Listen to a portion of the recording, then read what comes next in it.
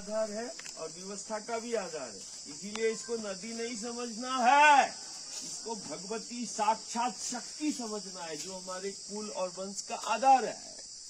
इसीलिए नदी नहीं। आज हमने यात्रा की है उस भगवती के प्राकट्य स्थल की, और ये सहस्त्र तीर्थों का फल देता है, सहस्त्र तीर्थ के समकक्ष है। जो उद्गम की यात्रा करता है असाधारण सकारात्मक दैवी ऊर्जा, तो इसको पत्थर पेड़ पहाड़ मत देखो, इन्हीं पेड़ पहाड़ों में अपने देवता को देखो। जो उद्गम की यात्रा करता है, यदि पूर्णिमा अमावस्या गांव जो है यहाँ पर आ जाए, जैसे तीर्थ यात्रा करते ना, ऐसे ही तुम अपने उद्गम, जो नदी का उद्गम है वो शक्ति का प्राकट्य है, और उसकी यात्रा करोगे तो तुम्हें विभिन्न प्रकार की विघ्न बाधाओं से तुम मुक्त हो जाओगे, है ना।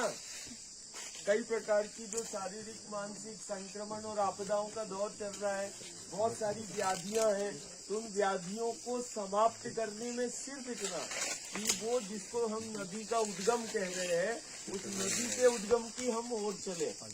नदी के उद्गम की ओर चलने का मतलब क्या है? जीवन की ओर चलना। बहुत सारी व्याधियां रोगों की दवा है, और जिस कंचन नदी के हम उद्गम में खड़े हैं, ये देवसर की देव गंगा है। क्या है? देवसर की देव गंगा है। इसका जल चिकित्सा का काम करता है। देव गंगा का जल कई रोगों की दवा है, इसकी हवा भी कई रोगों की दवा है। देवसर के जंगल कई लोगों की हवा है। उद्गम का जल, अच्छा उद्गम का जल।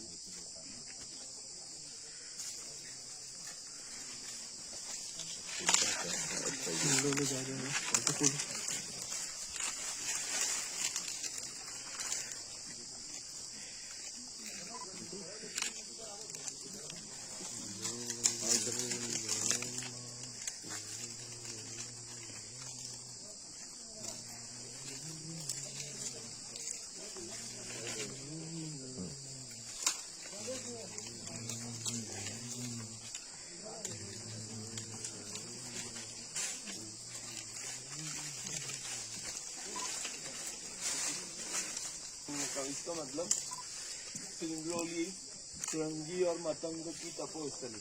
श्रृंगी श्रभंगी ऋतिकुंडी नंदिकेश्वर संयुतम, वीरम्ब मंजुस्कंद सिंह अभंग शक्ति समन्वितम, योगींद्र वंदित चरण पंकज नर्मदा तट भूषणम। इसका मतलब जो नाल के अंदर आहार के रूप में माँ का जल आ रहा है, इसका मतलब है यहाँ गुप्त है। ये गुप्त गंगा, ये गुप्त गंगा है, देव गंगा, देवसर की देव गंगा, जिसको हम कंचन कहते हैं। इसका में मतलब माई का असाधारण शक्ति। पहली बार सिंगरौली मतलब जो महर्षि श्रृंगी का है, जो श्रृंगी श्रभंगी ऋतिकुंडी नंदिकेश्वर संयुतम, ये रंभ मंजुष कंद संग अभंग शक्ति समन्वितम, योगेंद्र वंदित चरण पंकज नर्मदा तट भूषणम, और प्रणवत नमत पूजन करत बहु जन्म कृतगत। मतलब इन घरों में इस आदिशक्ति भगवती के ध्यान करते हुए कई जन्म हो गए उन देव आत्माओं के, और ये देव आत्माओं का वो देवसर के ये आसपास का जंगल है, जिसकी ध्वनि चिकित्सा का काम करती, जिसका जल चिकित्सा का काम करता। यहाँ पत्थर से चिकित्सा हो जाएगी। यहाँ ये जो शिलाएं हम देख रहे हैं, ये असाधारण ऊर्जा का स्रोत है। उद्गम स्थल के आसपास की जो भी शिलाएं, पत्थर, ये सब है, ये असाध्य से असाध्य रोगों की दवा है। हम सिर्फ गांव से इतनी प्रार्थना करते हैं कि अपने उद्गम की ओर तुम चलो। जैसे उद्गम की ओर आना मतलब जीवन की ओर आना। उद्गम की स्थल पर यदि हम बैठ गए तो समझना कई प्रकार के समस्याओं का समाधान हो जाएगा। हमें हर स्थिति परिस्थिति में एक उद्गम की यात्रा के बराबर होता है 1000 तीर्थ का यात्रा करना। सहस्त्र कोटि तीर्थ की यात्रा के बराबर है किसी एक नदी के उद्गम की यात्रा करना। और जहाँ उद्गम होगा, इसमें गजेंद्र काम करना, जिसमें उद्गम है सिंगरौली और जितना संगम है, तो जहाँ संगम होगा दो नदियों का और जहाँ उद्गम होगा, वहाँ पर असाधारण ऊर्जा का केंद्र है। और यदि हमने उद्गम और संगम के स्थानों को संरक्षित कर लिया तो ये आसपास के हजार सैकड़ों गांव जो है और हजारों लाखों लोग व्यवस्थित हो जाए, है ना। हमने उद्गम के इस परिक्षेत्र तो ये 21 कोस में जंगल है, कितना होगा किलोमीटर बता दो। नदी तो 42 किलोमीटर से है। 40 किलोमीटर से। मैं आज ले रही है। मैंने 21 कोस बोला, एक कोस में 2 किलोमीटर 2.5 किलोमीटर।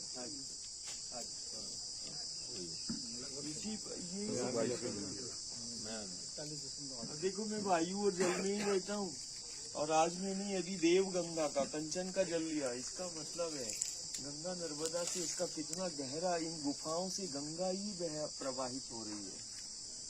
हमें गंगा जी और नर्मदा जी जाने की आवश्यकता नहीं, तुम्हारी गंगा नर्मदा ही है।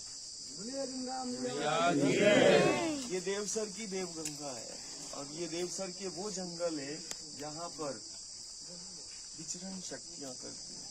सिर्फ यहाँ गांव पूर्णिमा अमावस्या ऐसा यात्राएं कराओ, ये उद्गम स्थल की यात्राएं प्रारंभ कराओ। जैसे मैया का नर्मदा का परिक्रमा होता, वैसे एक गांव जो है, एक गांव आज 5 गांव उद्गम की यात्रा करेगा। हम लोग सुनहरी लेके जाते हैं। नहीं, ये ग्राम पंचायत कौन है? जहाँ